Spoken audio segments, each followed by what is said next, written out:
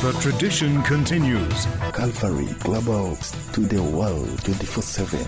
Tradition continues. Calvary. In extraordinary scenes at the White House, a meeting between the US President Donald Trump and the Ukrainian leader Volodymyr Zelensky has descended into a blazing row. The US President shouted at Zelensky, saying he was gambling with the lives of millions of people. After the incident, Zelensky was told to leave the White House. Zelensky had gone to Washington to sign a rare earth minerals deal and, more importantly, asked the US for security guarantees.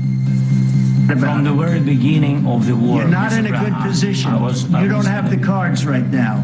With us, you start having cards. Right now, you don't. You're playing cards. You're playing cards. You're gambling with the lives of millions of people. You're gambling with World War III. You're gambling with World War III.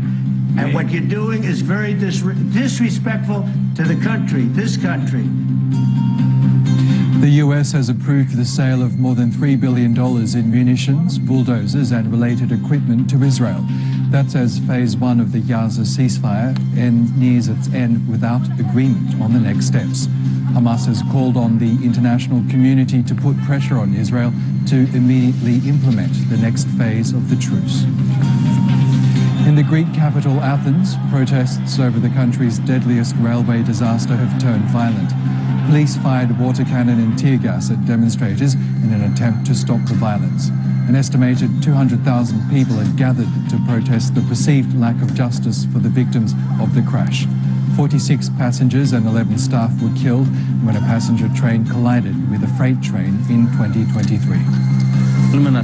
We will not tolerate any more going to work and not knowing if we are going to get back home alive.